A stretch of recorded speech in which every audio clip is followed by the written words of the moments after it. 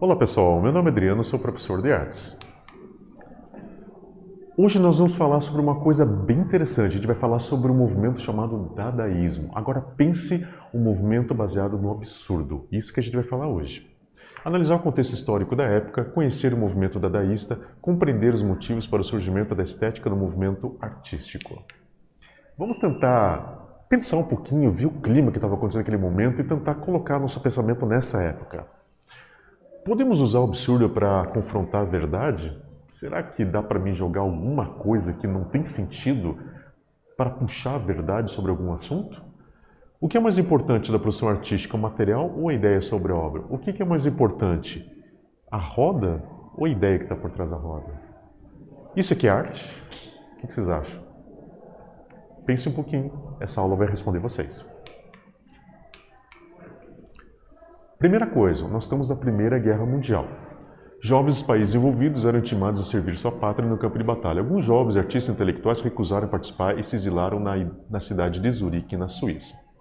Lembrando vocês que nós estamos falando mais ou menos em 1914, nós temos uma guerra que ela envolveu 6 países diferentes, 3 de cada lado, foram 17 milhões de mortos. Nós tivemos guerra química que foi proibido depois, nós tivemos atrocidade, tivemos fome, tivemos órfãos, tivemos massacres, tivemos todo tipo de barbárie que pode pensar aconteceu nesse momento. E alguns jovens, artistas intelectuais, eles falavam assim, a gente não pode admitir isso, não tem como, por que a gente vai vivenciar isso? A gente não é obrigado. Essa realidade é uma realidade que não condiz com aquilo que eu, ser humano inteligente, teria que fazer. Eles decidem fazer o quê? Eles vão para a Suíça. Aqui, até quero me retratar uma coisa. Numa aula passada nós falamos sobre Suíça, sobre neutralidade, até comentei sobre exército. A Suíça tem um exército, gente, só que o exército suíço ele não tem um caráter ofensivo, ou seja, ele não participa de campanhas fora do país lutando. A única coisa que o exército suíço faz, que é um exército bem reduzido, eles participam de campanhas de paz, mas eles ficam dentro das suas fronteiras, então a função deles é defender o seu país. Tanto é que até falei numa aula passada que o único grupo de pessoas de cunho militar suíços que estão fora da Suíça atuando no sistema ofensivo é a Guarda do Papa, que é a Guarda Suíça, só que eles não usam a bandeira suíça, eles usam a bandeira do Papa. Então são as únicas pessoas. Lembrando que os suíços eram muito conhecidos lá na Idade Antiga como grandes mercenários, porque eles eram muito vorazes, muito selvagens, ótimos lutadores. Só retratando, ok, pessoal? Então o que acontece? Nós temos essas pessoas exiladas, elas pensam, esse mundo não pode acontecer dessa forma, nós temos que ter uma visão nova. E a arte, ela não pode continuar como ela está. A arte não pode retratar o belo. Não existe motivo de trazer o belo hoje, porque essa guerra está acabando com tudo. Então o que eles pensam? Eles fazem uma reflexão sobre as ações humanas. Com esse pensamento, essa nova concepção de arte, foi criado o dadaísmo em 1916. O que eles acham? O mundo está errado. O mundo de adultos é um mundo que está sendo governado de uma forma errada. Então a gente vai fazer o seguinte, nós vamos fazer o dadaísmo. A palavra dadá significa cavalo de pau. Os formadores do movimento, que foram Hugo Boll e Tristan Tzara, eles acharam dentro do dicionário franco-alemão, acharam essa palavra aleatoriamente e falaram, aqui está uma ótima palavra. Através dessa palavra, a gente vai fazer um sistema de pensamento. Lembrando que cavalo de pau é aquele cavalinho que a criança senta em cima e é como se fosse uma cadeira de balanço. Então a criança brinca. É um brinquedo infantil muito popular na época. E eles fazem exatamente um pensamento sobre esse brinquedo, trazendo uma arte lúdica, baseada no absurdo. Ok? Hugo Boll, Tristan Tzara, Samuel Rosenstock. Só lembrando, Tristan Tzara, na verdade, gente, é um apelido. Samuel Rosenstock é o nome verdadeiro dele. Tristan Tzara, e romeno, que é a nacionalidade dele, significa terra triste. Por quê? Ele era judeu. E como ele era judeu, ele sofria muito perseguição. E essa perseguição que acontecia mediante os judeus lá na Romênia, isso deixou ele bastante triste e por isso que ele utilizou esse nome como protesto. Então esses dois artistas, eles abrem o Cabaret Voltaire. Ou seja, eles querem um espaço em que se possa dividir arte, se possa falar de política, se possa falar sobre literatura, se possa falar sobre tudo. Mas é um local de protesto contra a Primeira Guerra Mundial. Eles queriam um local que a pessoa pudesse falar abertamente. Como é um país neutro, Suíça, ninguém poderia interferir, ninguém poderia entrar lá e os agredir. Eles tinham liberdade de expressão nesse momento. Por isso que eles convidam a todo mundo conhecido que venham para a Suíça, visitem o Cabaret Voltaire e dividam suas ideias e nos ajudem, vamos colocar as palavras dele, nos ajudem a protestar contra essa selvageria. Eles abrem o Cabaret Voltaire, um ponto de encontro de jovens exilados, um local para mostrar as ideias sobre arte, literatura, debater assuntos como ideologias e políticas. E por que Cabaret Voltaire? Voltaire, gente, para quem não sabe, ele foi um grande iluminista. Graças às ideias dele, foi uma das grandes pedras motriz da Revolução Francesa de 1789. E Voltaire falava o seguinte: todo homem tem direito de se expressar com liberdade, independente de país, língua, credo religioso. Então, a livre expressão. E por isso que eles colocaram esse próprio nome, onde fosse o local que pudessem se expressar com liberdade. Então, aqui são as pessoas que são, vamos colocar assim, as pessoas que iniciaram o movimento como cofundadores dessa forma. Nós temos Hugo Ball, poeta e escritor, Amy Henniges, escritora e performer, Marcel Janck, pintor e arquiteto, Richard Wilson Beck, poeta e escritor, Tristan Tzara, poeta, Sophie Tauber Arp, pintora abstrata e Jean Arp, pintor-poeta. Lembrando que Jean Arp, ele foi inclusive do movimento Cavaleiro Azul, ele foi expressionista, então ele já traz uma bagagem de protesto, uma bagagem de visão. Então nós vemos que essas pessoas, eles se unem exatamente para fazer essa divisão de experiências, trazendo aquela questão de cada um completando com o seu protesto. Lembrando vocês que, falando de Hugo Ball era uma pessoa muito reservada, ele era muito quieto, muito na dele, mas o Tristan Tzara, ele já era aquela pessoa mais explosiva, mais aberta, com mais iniciativa. Então ele foi, digamos que, a cara do dadaísmo, trazendo as pessoas para perto dele e fazendo essa questão do protesto ser uma coisa mais universal, trazendo uma ampla divulgação. E nós temos então, como co-criador do dadaísmo, teve uma participação crucial, Tristan Tzara, crucial no movimento como teórico, mediante diversas conversas com Hugo Ball e Hans Arp a respeito da irracionalidade, da crueldade, da ganância humana, decidiram iniciar um protesto aberto contra a Primeira Guerra Mundial. Lembrando vocês que, se a gente for colocar mentes reunidas, foi o movimento que mais intelectualizado foi, que mais pessoas pensaram. Ele nasce com um cunho literário muito forte. E esse pensamento leva esse movimento de uma forma muito mais profunda de pensamento. E o que eles querem? Eles querem, a primeira vez, fazer um movimento artístico de protesto especificamente contra um assunto, contra a Primeira Guerra. Esse é o assunto principal, não interessava outras coisas. Só que eles não concordavam com a arte que estava acontecendo. Eles achavam que a arte que estava acontecendo era uma arte comercial. Uma arte que estava interessada em vender aquilo que é bonito. E eles queriam o quê? Eles queriam, vamos colocar uma palavra até meio feia, mas eles queriam destruir a arte. E eles queriam destruir a arte tradicional usando os meios que a arte utilizava, através de manifestos, através de manifestações, porque eles queriam chamar a atenção do mundo, trazendo essa visão da guerra como uma visão errada e mostrando que o mundo tinha uma opção de ter uma visão contra essa barbárie que estava acontecendo. Então, diante de tudo isso que a gente falou, vamos fazer um exercício rapidamente, só para a gente tentar lembrar um pouquinho. Qual o nome do local onde aconteciam as apreciações dadaístas? Em quem foi inspirado o nome do local? Responde para mim, eu fico aguardando vocês. Até!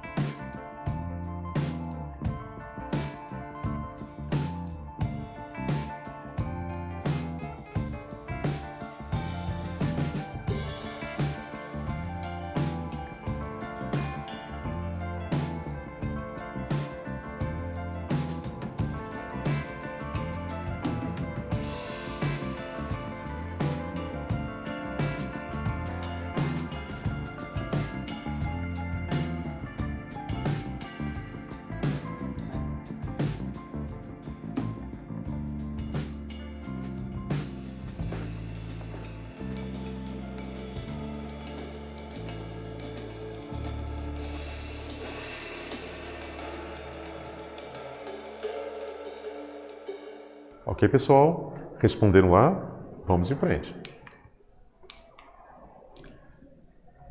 Então, o que era comum? Como eu falei para vocês, o dadaísmo ele quis seguir a regra da arte, a regra que estava em voga. Ou seja, nós tínhamos ali, nesse momento, muitos artistas, nós tínhamos uma venda muito grande de arte. Lembrando vocês que os intervalos da Primeira Guerra para a Segunda Guerra e após a Segunda Guerra foi um período que mais os marchands, ou seja, aqueles homens e mulheres que comercializam arte, foi a época que eles ganharam muito dinheiro. Por quê? A arte ela começou a se perder em meio à guerra, então muita gente resgatava esses quadros e começava a vender esses quadros. E mais uma, a arte sempre foi um meio de investimento, então as pessoas que estavam em crises financeiras muito graves, o que elas faziam? Vendiam as obras de arte. Essa comercialização, essa troca de donos de arte revoltou demais o povo dadaísta, porque eles estavam vendo a guerra, eles não estavam vendo o tempo de vender, eles não estavam vendo o tempo de ganhar dinheiro, mas estavam vendo um tempo de conscientização. Então era comum nessa época que grupos de artistas criavam o chamado manifesto. O que é um manifesto? O manifesto é um documento no qual você escreve sua visão.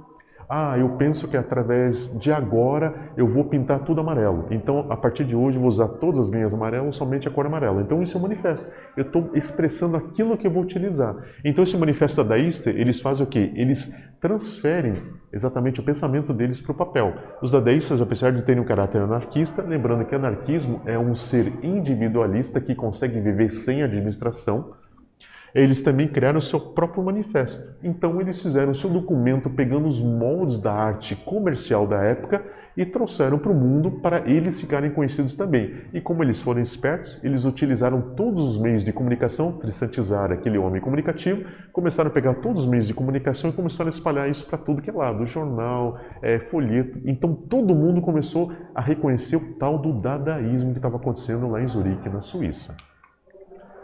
Aqui um trecho do manifesto, vamos ler rapidinho para vocês. Dada é uma nova tendência da arte. Tendência, quer dizer, não está dizendo que é uma visão, mas está dizendo que é uma forma de ir para algum local. Percebe-se que é porque está sendo agora desconhecido. Amanhã toda Zurique vai falar dele. Dada vem do dicionário que é bestialidade, bestialmente simples. Em francês quer dizer cavalo de pau. Em alemão, não me chateie, por favor, adeus, até a próxima. Era uma expressão normal, lembrando que o Gubal era alemão, era uma expressão normal. A pessoa vinha falar uma coisa que não queria saber, falar, não me chateie, vai para lá, não quero saber. Então era essa forma que era utilizada essa palavra. E outra coisa, em romeno, que era a nacionalidade do Tristan Tzara, está falando certamente, claro, com toda razão, assim mesmo. Sim, senhor, realmente, já tratamos disso. Aquela coisa que um ditador político está falando, eu sou o melhor para vocês, e o povo está falando, verdade, o senhor é o melhor para nós. Nós queremos o senhor. E como a gente crê? Então essa ironia, essa coisa de você estar aceitando uma coisa que você sabe que é uma mentira, você sabe que é uma coisa que não é cabível para você, mas você fala dando a entender para a pessoa, não, tudo bem, vai lá, você está certo, eu que estou errado, mas na verdade você está errado. Então era esse tipo de manifesto que estava sendo escrito por eles, chocando bastante a opinião pública. E nós temos esse trecho do manifesto aparente ser nonsense, ou seja, uma coisa que parece sem noção, vamos colocar isso, mas que eu falei para vocês.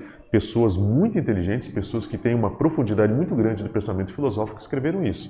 A palavra escolhida para definir o movimento foi selecionada de maneira aleatória a partir de um dicionário. Essa aleatoriedade, fuga da razão, que movimenta as estruturas do pensamento dadaísta. Era a principal força de ação e a produção das obras. Ou seja, o que eles falam? Aquilo que eu já falei no começo da aula. Se o mundo que é racional, é adulto, não consegue administrar e faz burrices, vamos fazer uma arte infantil. Vamos fazer uma arte que vai trazer coisas de criança para uma realidade de adulta. Assim, dessa forma, eles vão ouvir aquilo que a gente tem a falar, de uma forma lúdica, uma forma de brincadeira, usando o absurdo. Tristan Tzara afirmava que a poesia é o pensamento que sai pela boca e faz uma receita do poema dadaísta. Lembrando vocês, o que eu já falei, eles têm o seguinte pensamento. Nós temos que fazer uma coisa do acaso. A arte do acaso é uma arte que ela vai se tornar uma coisa que surge agora. Eles já estavam pensando, eles já estavam trazendo um lampejo daquela arte contemporânea que a gente vai conhecer lá depois da década de 60. Eles já estavam trazendo uma arte imediatista, uma arte que traz uma mensagem rápida. E nisso, como Tristan Tzara era um poeta, ele trabalhava com palavras, ele dá uma receita. Olha só, gente, ele dá uma receita de como fazer uma poesia dadaísta. Olha só que interessante. Pegue um jornal, pegue uma tesoura, escolha um jornal, um artigo de tamanho que você deseja dar ao seu poema. Recorte o artigo, recorte em seguida acontecem algumas palavras que formam esse artigo e coloque-as no saco. Agite suavemente, tire em seguida cada pedaço, um após o outro. Copie conscientemente na ordem que elas são tiradas do saco. O poema aparecerá para você. Literalmente é o seguinte, você pega várias palavras, coloca no saquinho, balança, tira, essas palavras se escreve. Aquela junção de palavras, aquela coisa sem nexo vai ser sua poesia. Essa vai ser uma poesia dadaísta. Tem sentido? Não tem sentido. Mas está fazendo uma confusão de palavras, mas um mesmo tema. Entenderam? Então, retratando o que o mundo está acontecendo. Qual que é o tema do mundo na Primeira Guerra? Eles querem a ganância, eles querem o bem financeiro, eles querem o poderio, o poder. Tudo isso é um tema feito numa grande confusão que é chamada de guerra. E eles fazem a mesma coisa. Eles pegam uma temática, confundem essa temática para dar o mesmo tipo de mensagem. Eles estão trazendo o efeito da guerra no papel. Isso que eles estão fazendo. Então nós temos um exemplo aqui. Defumar acordo, copiar, captação, crise, arma, ofensiva, 94, palavras aleatórias. Palavras do mesmo artigo que estão dizendo alguma coisa. A mesma coisa, isso aqui é mais recente, ó. Encantado, coronavírus, horóscopo novo, arte expulsa, pronto. Ou seja, esse jogo de palavras, se você coloca ele de uma forma aleatória, você começa a pensar. Você começa a pensar e relacionar elas. Você pode relacionar a primeira com a última com a primeira. Você pode ter uma visão, vamos colocar, bidimensional livre. Ou seja, você pode fazer a leitura na ordem que você quiser. Você pode encontrar sentido onde não tem sentido. Essa é a proposta dadaísta. Ok? Vamos fazer mais um exercício dentro dessa lógica que a gente acabou de ver? Essa lógica aqui não é lógica, na verdade? Cite 2 integrantes do movimento dadaísta e diga qual linguagem esse artista representava. Vai na listagem, veja quem era integrante e me fale qual linguagem que ele representa. Responde lá, fico aguardando vocês. Até daqui a pouquinho.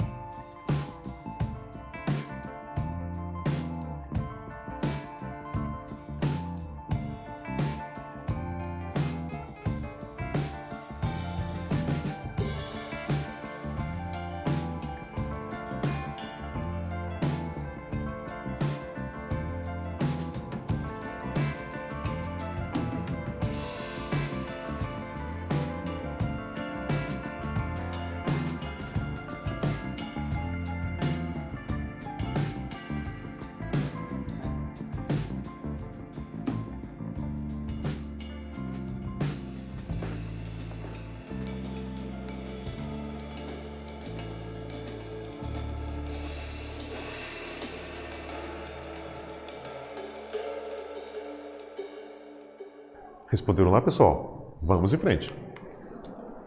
Então, o que nós vimos hoje? Nós vimos o movimento dadaísta, formado por um grupo de jovens que protestavam contra a Primeira Guerra Mundial, mudaram o mundo da arte com suas arriscadas e ousadas manifestações artísticas. Tal ação mudou toda a concepção de arte das gerações posteriores. O que a gente está vendo, gente, é algo que eles estavam, vamos colocar, fora do tempo deles. Eles estão trazendo algo que está sendo formado, que vai nascer de certa forma lá nos anos 60. Eles estão trazendo arte contemporânea antes do tempo, eles são modernistas, mas já estão fazendo uma coisa muito à frente. Já estão usando performance, eles já estão usando a expressão corporal, estão usando o absurdo, estão usando a imagem. Na próxima aula a gente vai falar inclusive sobre Marcel Duchamp. Então eles começam a trazer o conceito sobre a arte em si, sobre a imagem. Então a ideia, ela começa a ser mais valorizada que a própria produção. Essa é uma reviravolta na arte, nunca ninguém tinha visto isso, e esses rapazes novos, sábios, trouxeram isso para o mundo. Ok, pessoal? Espero que essa aula tenha esclarecido muita coisa. Existe muito mistério do dadaísmo. Espero que a gente tenha sido bem claro sobre o que eles pensavam. E nos encontramos na próxima aula. Até, pessoal. Tchau, tchau.